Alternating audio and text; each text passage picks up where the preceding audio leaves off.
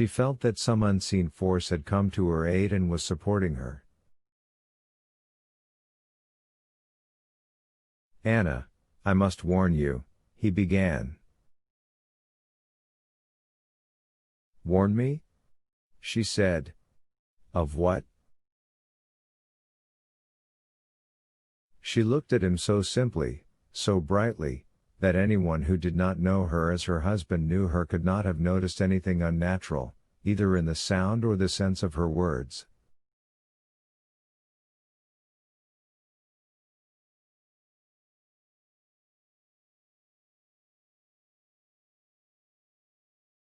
But to him, knowing her, knowing that whenever he went to bed 5 minutes later than usual, she noticed it, and asked him the reason, to him, knowing that every joy, every pleasure and pain that she felt she communicated to him at once, to him, now to see that she did not care to notice his state of mind, that she did not care to say a word about herself, meant a great deal.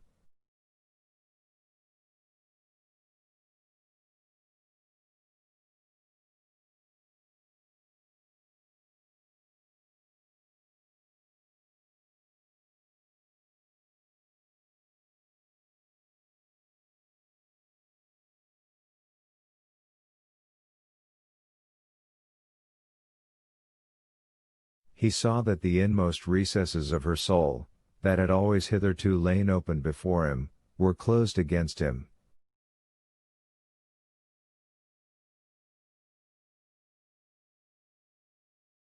More than that, he saw from her tone that she was not even perturbed at that, but as it were said straight out to him, "Yes, it's shut up, and so it must be, and will be in future."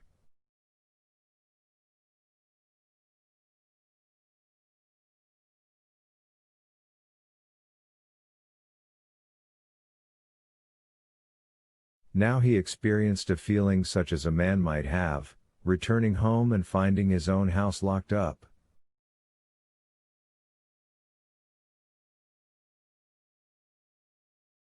But perhaps the key may yet be found, thought Alexey Alexandrovich. "I want to warn you," he said in a low voice, "that through thoughtlessness and lack of caution you may cause yourself to be talked about in society."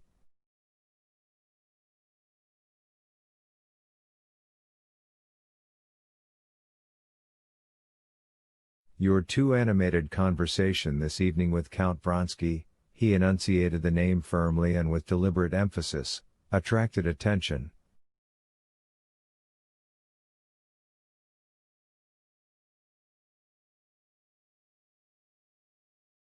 He talked and looked at her laughing eyes, which frightened him now with their impenetrable look, and, as he talked, he felt all the uselessness and idleness of his words.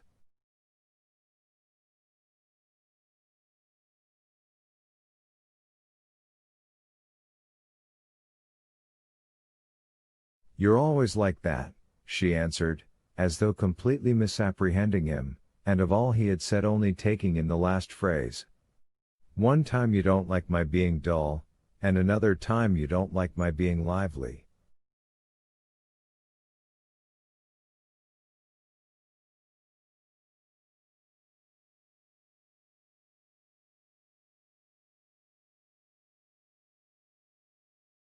"I wasn't dull." "Does that offend you?" Alexey Alexandrovich shivered, and bent his hands to make the joints crack.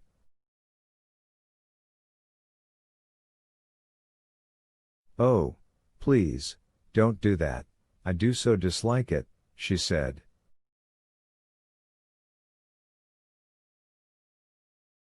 "Anna, is this you?" said Alexey Alexandrovich, quietly making an effort over himself, and restraining the motion of his fingers.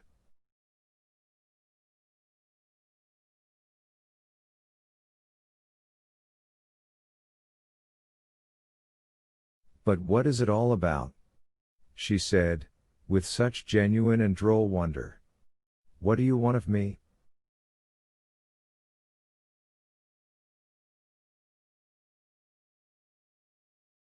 Alexey Alexandrovich paused, and rubbed his forehead and his eyes. He saw that instead of doing as he had intended, that is to say, warning his wife against a mistake in the eyes of the world, he had unconsciously become agitated over what was the affair of her conscience, and was struggling against the barrier he fancied between them.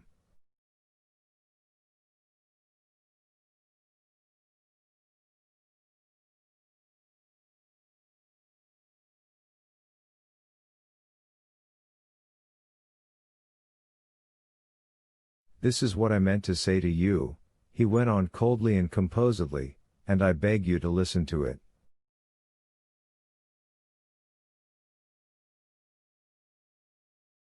I consider jealousy, as you know, a humiliating and degrading feeling, and I shall never allow myself to be influenced by it, but there are certain rules of decorum which cannot be disregarded with impunity.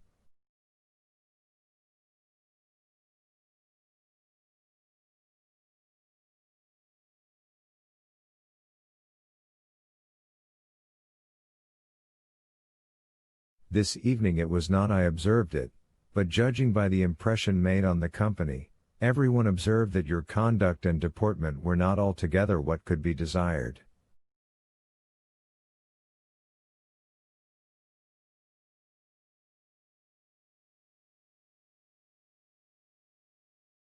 I positively don't understand," said Anna, shrugging her shoulders. "He doesn't care," she thought.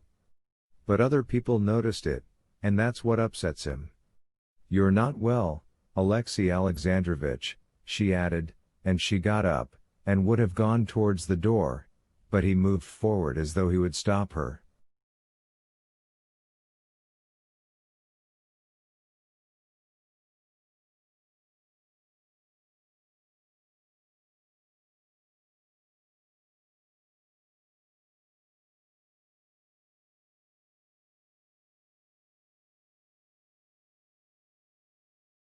His face was ugly and forbidding, as Anna had never seen him.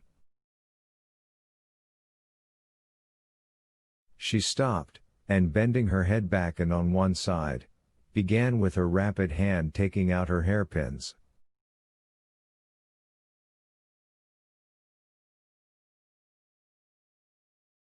"Well, I'm listening to what's to come," she said, calmly and ironically, "and indeed I listen with interest, for I should like to understand what's the matter."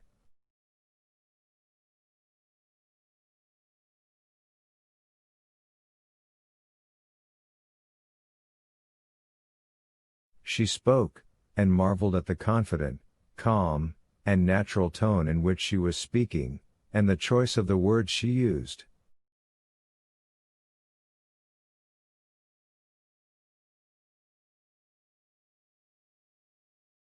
"To enter into all the details of your feelings I have no right, and besides, I regard that as useless and even harmful," began Alexey Alexandrovich. "Ferreting in one's soul, one often ferrets out something that might have lain there unnoticed.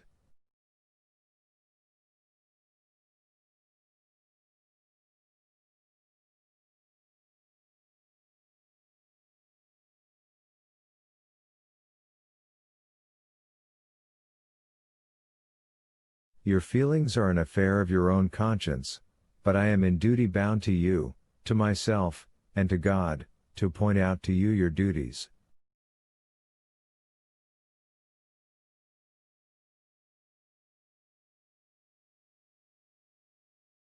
Our life has been joined, not by man, but by God.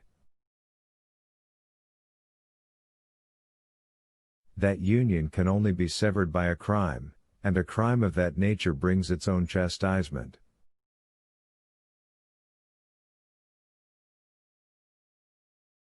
I don't understand a word. And, oh dear, how sleepy I am, unluckily," she said, rapidly passing her hand through her hair, feeling for the remaining hairpins.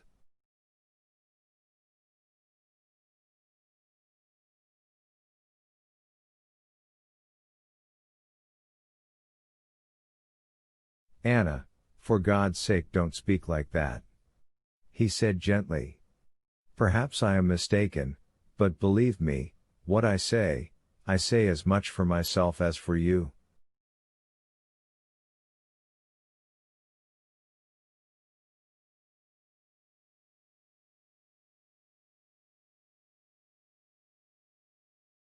I am your husband, and I love you.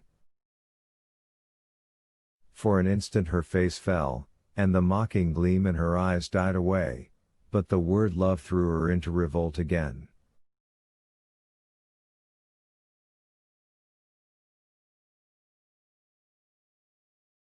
She thought. Love? Can he love?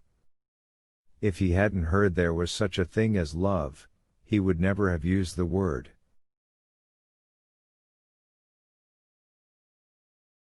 He doesn't even know what love is.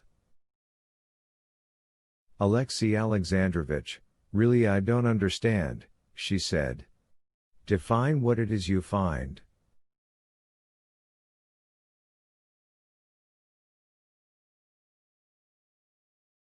Pardon, let me say all I have to say.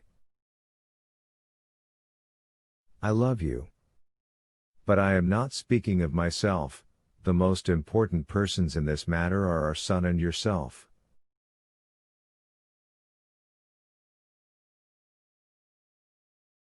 It may very well be, I repeat, that my words seem to you utterly unnecessary and out of place, it may be that they are called forth by my mistaken impression.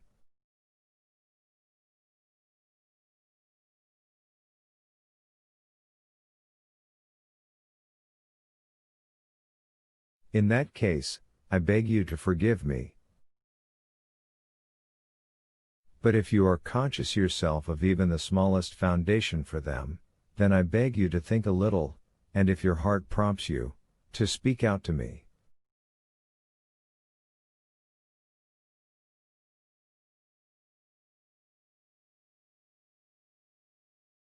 Alexey Alexandrovich was unconsciously saying something utterly unlike what he had prepared.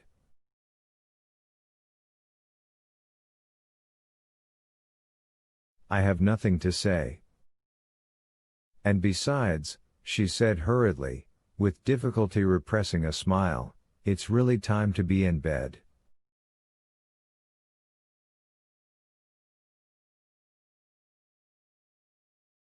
Alexey Alexandrovich sighed, and, without saying more, went into the bedroom.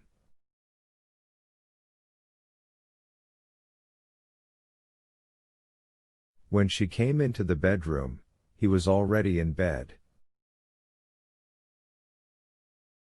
His lips were sternly compressed, and his eyes looked away from her. Anna got into her bed, and lay expecting every minute that he would begin to speak to her again.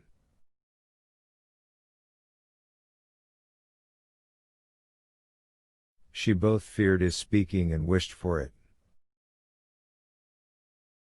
But he was silent. She waited for a long while without moving, and had forgotten about him.